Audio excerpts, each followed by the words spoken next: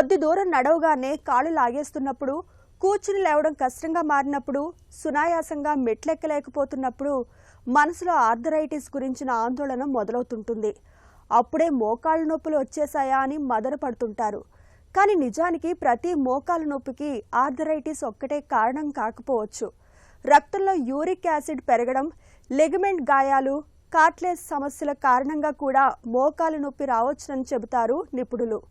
మోకాళ్ళ నొప్పి వెనుక దాగిన కారణాల గురించి ఇప్పుడు తెలుసుకుందాం.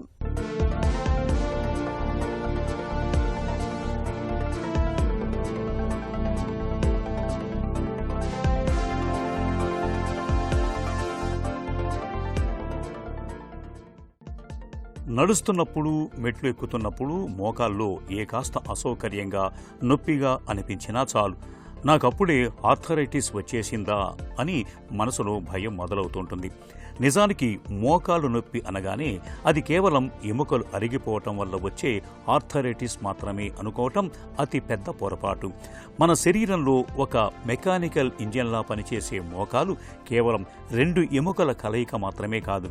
ఫీమర్ అనే తొడ ఎముక, టిబియా అనే మరో ఎముక, పటెల్లా అనే మోకాలు చెప్పలతో పాటు వీటిని పట్టి ఉంచే లిగమెంట్లు, కుషన్లా పనిచేసే మెనిస్కస్ కార్టిలేజ్, సైనోవియల్ ఫ్లూయిడ్ కలిసిన ఒక అద్భుతమైన నిర్మాణం.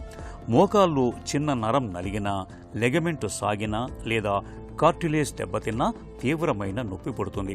యువకుల్లో, క్రీడాకారుల్లో వచ్చే మోకాలి నొప్పులకు ఆర్థరైటిస్ కాక ఏసీఎల్, ఎంసీఎల్ లిగమెంటు గాయాలు, మెనిస్కస్ టియర్స్, టెండినైటిస్ లేదా బుర్సిటిస్ వంటి సమస్యలే కారణంగా ఉంటాయి.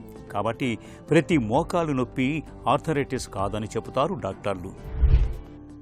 అన్ని మోకాళ్ళ నొప్పులు ఆర్థరైటిస్ కాదండి. జాయింట్ మూవ్మెంట్ రెస్ట్రిక్ట్ అవుతే దాన్ని మనం ఆర్థరైటిస్ అంటాం. మనం కామన్గా చూసేవి, రెగ్యులర్గా చూసేవి osteoarthritis, rheumatoid arthritis. Osteoarthritis అనేది వయసుతో వచ్చేవి. డీజనరేటివ్ ఆర్థరైటిస్ వయసు పెరుగుతున్న కొద్దీ ఆ జాయింట్ అనేది నేరో అయిపోయి మూవ్మెంట్స్ అనేది రెస్ట్రిక్ట్ అయిపోయి వస్తూ ఉంటాయి. రెండో ఆర్థరైటిస్ ఏంటంటే రుమటాయిడ్ ఆర్థరైటిస్. ఇది చాలా రిలేటెడ్ కొంచెం యంగ్ పేషెంట్స్కి వస్తుంటుంది. యూజువల్గా ఫీమేల్స్కి ఎక్కువగా వస్తుంటుంది. ఈ రుమటాయిడ్ ఆర్థరైటిస్ అనేది యూజువల్గా మల్టిపుల్ జాయింట్స్ ఇన్వాల్వ్ అవుతుంది, సింగిల్ జాయింట్ కంటే కూడాను. ఒక రెస్ట్ తర్వాత వచ్చే నొప్పి ఆస్టియో ఆర్థరైటిస్.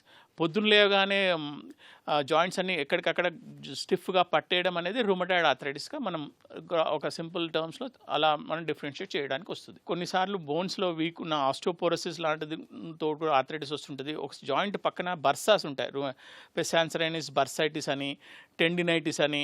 మళ్ళీ కొద్దిమందికి కాండ్రోమలేసియా అంటాం, అంటే ఎక్కువగా మెట్లు ఎక్కడం దిగడము చేసిన వాళ్ళకి అది ముందు భాగాన కాండ్రోమలేసియా అంటే జాయింట్ ముందు భాగాన వచ్చేది కాండ్రోమలేసియా అంటాము. పెసాన్సరైనిస్ బర్సైటిస్ అనేది జాయింట్ కింద ఉంటుంది, జాయింట్ కింద నొప్పి ఉంటుంది. ఆర్థరైటిస్ యాసెచ్ కొద్దిమందికి ముందు లోపల పక్కన ఉంటుంది, వెనక పక్క కూడా రావచ్చు. అది పొజిషన్ బట్టి ఎంతో కొంత ఏ పర్టికులర్ పాయింట్ ఎక్కడ నొప్పి ఉన్న దాన్ని బట్టి ప్రకారం ఎంతో కొంత మనం దాన్ని డిఫరెన్షియేట్ చేయడానికి వస్తుంది. మోకాల్లో నొప్పి ఎక్కడ వస్తుందనే దాన్ని బట్టి కొన్ని రకాల సమస్యల్ని అంచనా వేయచ్చు. మోకాలి ముందు భాగంలో, ముఖ్యంగా కూర్చుని లేచేటప్పుడు లేదా మెట్లు దిగేటప్పుడు నొప్పి ఉంటే అది మోకాలి చిప్ప వెనుక ఉండే కార్టిలేజ్ దెబ్బతినటం వల్ల వచ్చే పటెల్లో ఫీమోరల్ పెయిన్ సిండ్రోమ్ కావచ్చు. మోకాలి లోపలి వైపు లేదా పక్క భాగాల్లో నొప్పి ఉంటే మెనిస్కస్ చెరగటం లేదా వర్కౌట్లలో లిగమెంట్ స్ట్రెయిన్ కావటం కారణంగా ఉంటుంది.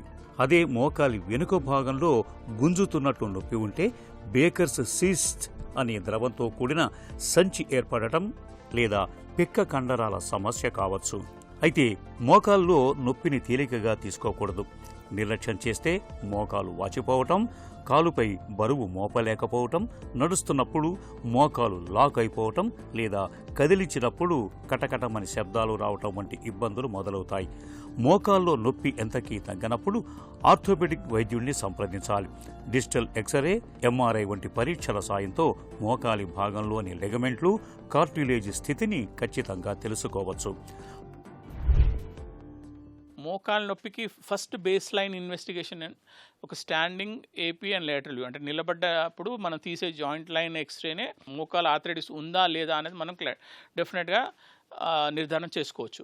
కొద్దిమందికి యంగర్ పేషెంట్స్కి అప్పుడు ఎక్స్రే తీసాము, జాయింట్ పెయిన్ ఉంది, నొప్పి తగ్గట్లేదు, అప్పుడు వాళ్ళకు మనం నెక్స్ట్ స్టేజ్ చేయాల్సిన ఎక్స్రే అంటే ఒక ఎంఆర్ఐ స్కాన్ చేస్తాం. ఎంఆర్ఐ స్కాన్లో ఏం తెలుస్తూ ఉంటుందంటే, ఎంఆర్ఐ స్కాన్లో మనకు బోన్తో పాటు చుట్టుపక్కల ఉన్న లిగమెంట్స్ కానీ, కార్టిలేజ్ కానీ ఇవన్నీ మనకు క్లియర్గా మనం ఎంఆర్ఐలో విజువలైజ్ చేయడానికి వస్తుంటుంది. వీళ్ళకి కామన్గా ఏం చూస్తుంటామంటే లిగమెంట్ ఇంజురీస్, ఓసారి ఆ ఏసిఎల్ అంటే యాంటెరియర్ క్రూషియేట్ లిగమెంట్ కానీ, మెనిస్కల్ బోన్ మధ్యలో మెత్తటి వాషర్ ఉంటుంది, మెనిస్కే అంట, మెనిస్కల్ టేర్ లాంటివి ఉన్నా కూడా నొప్పి వస్తూ ఉంటుంది. ఇంకా అంతకంటే ఇప్పుడు ఇంకా కామన్గా చూసేది ఏంటంటే బోన్ పైన కార్టిలేజ్ ఉంటుంది, కాండల్ డిఫెక్ట్స్ అంటాం. ఆ కార్టిలేజ్ లాస్ ఉన్నది కూడా ఇవన్నీ కూడా మనము ఎక్స్రేలోనే ఎంఆర్ఐలో చెప్పడానికి వస్తుంది. సిటీ స్కాన్ అనేది సపోజ్ మనం ఎక్స్రే తీసాము, వాళ్ళకి అనుకోకుండా ఏదో ఒక బోన్ తినేసిన లెజన్ లాంటిది, ఒక ఆస్టియోలైటిక్ లెజన్ కానీ అలాంటి లెజన్ ఏమైనా కనిపిస్తే దాన్ని ఇంకా ఫర్దర్గా విజువలైజ్ చేయడానికి, బోన్కి సంబంధించిన లెజన్స్ విజువలైజ్ చేయడానికి సిటీ స్కాన్ చేస్తాం. సో సిటీ స్కాన్ అనేది అంత ఎక్కువగా యూజ్ చేయము ఆర్థరైటిస్కి. Only X-ray and MRI. అంటే X-ray is usual standard base line routine test. ఎక్స్రేలో కూడా తగ్గట్లేదు, if the patient is younger, older పేషెంట్స్కి ఎక్స్రేలు కనిపించేది, ఓల్డర్ పెద్ద వాళ్ళకి ఎక్స్రేలో ఆర్థరైటిస్ ఉంటే ఇంకా నెక్స్ట్ ఎంఆర్ఐ అవసరం ఉండదు. మోకాల్లో నొప్పి సమస్యగా మారినప్పుడు చాలామంది విశ్రాంతిని ఒక పరిష్కారంగా భావిస్తూ ఉంటారు. అయితే నొప్పి ఉందని కదలకుండా విశ్రాంతి మాత్రమే తీసుకుంటూ కూర్చుంటే మోకాలి చుట్టూ ఉండే కండరాలు క్షీణించిపోతాయి. దీంతో నొప్పి రెట్టింపవుతుంది. మోకాలి నొప్పితో బాధపడేవారు రోజంతా బెడ్ రెస్ట్ తీసుకోవాలని అనుకోవటం అతి పెద్ద అపోహ. తీవ్రమైన వాపు ఉన్నప్పుడు మాత్రమే తాత్కాలిక విశ్రాంతి అవసరం. ఆ తర్వాత క్వాడ్రిసెప్స్, హమ్స్ట్రింగ్ కండరాలను బలోపేతం చేసి తేలికపాటి వ్యాయామాలు చేయటం మేలు. ఈత, నడక వంటివి నొప్పిని తగ్గించటంలో తోడ్పడతాయి. ఇక వైద్య రంగంలో వచ్చిన ఆధునిక చికిత్సలు మోకాలు నొప్పిని తగ్గించటంలో అద్భుతాలే చేస్తున్నాయి. రక్తంలోని ప్లేట్లెట్లను వేరు చేసి మోకాల్లోకి ఎక్కించే పీఆర్పీ థెరపీ, స్టెమ్ సెల్ థెరపీలు, కీలు కదలికను సులువు చేసే హేలురోనిక్ యాసిడ్ ఇంజెక్షన్లు ప్రారంభ దశలో ఉన్న మోకాళ్ళ నొప్పులకు, లెగమెంట్ గాయాలకు మంచి ఉపశమనాన్ని ఇస్తున్నాయి. ఇవి దెబ్బతిన్న కణజాలాన్ని సహజంగా పునరుద్ధరించడానికి ఎంతగానో దోహదపడతాయని చెబుతున్నారు డాక్టర్లు. మోకాల మార్పిడి ఎప్పుడు చెప్తూ ఉంటామంటే, ఎండ్ ఆఫ్ ద డే వాళ్ళకి మోకాలు నొప్పితో వాళ్ళ లైఫ్ జీవన విధానం మారిపోయింది. అంటే ఇంట్లోంచి సో బయటికి కాలనీలో బయట తిరగలేని పరిస్థితి, ఇంట్లోంచి బాత్రూమ్ కూడా మోకాలు నొప్పితో తిరగలేని పరిస్థితుల్లో ఆపరేషన్ చేసుకోవాలి.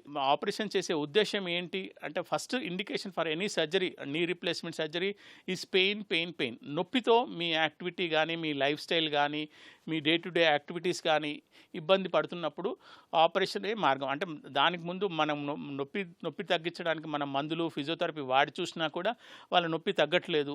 సో డెఫినెట్గా దానికి అండ్ ఎక్స్రేలో క్లాసికల్గా ఆర్థరైటిస్ సంబంధించిన ప్రాబ్లమ్స్ ఉన్నాయి అంటే straight away we can go for a surgery provided. అంటే మీ లైఫ్ స్టైల్, మీ ఆ నొప్పితో మీ జీవన విధానం కానీ, మీ డే టు డే యాక్టివిటీస్ అన్నీ కూడా మారిపోతున్నప్పుడు నొప్పి సర్జరీ తప్పితే మీకు ఇంకో మార్గం ఉండకపోవచ్చు. వేధించే మోకాళ్ళ నొప్పులకు కీలు మార్పిడిని ఒక పరిష్కారంగా భావిస్తుంటారు మనలో చాలామంది. కానీ నిజానికి కీలు పూర్తిగా అరిగిపోయి ఎముకకు ఎముక రాసుకుంటూ కనీసం అడుగు తీసి అడుగు వేయలేని నరకయాతన అనుభవిస్తున్నప్పుడు మాత్రమే ఆఖరి పరిష్కారంగా మోకీలు మార్పిడికి వెళ్ళాలి. ఇక మోకాళ్ళ నొప్పుల బారిన పడకుండా ఉండటానికి శరీర బరువును అదుపులో ఉంచుకోవాలి. పరిశోధనల ప్రకారం మనం పెరిగే ప్రతి 1 కిలో అదనపు బరువు నడిచేటప్పుడు మోకాళ్లపై 4 రెట్ల ఒత్తిడిని పెంచుతుంది. రోజువారీ ఆహారంలో కాల్షియం, విటమిన్ డి, ప్రోటీన్ ఉండేలా చూసుకోవాలి. కుర్చీలో కూర్చున్నప్పుడు, పని చేస్తున్నప్పుడు సరైన భంగిమలో కూర్చోవాలి. రోజు కనీసం అరగంట పాటైనా వ్యాయామం చేయటాన్ని అలవాటు చేసుకోవాలి. ఈ జాగ్రత్తలు మోకాళ్లను చక్కటి ఆరోగ్యంతో ఉంచుతాయి.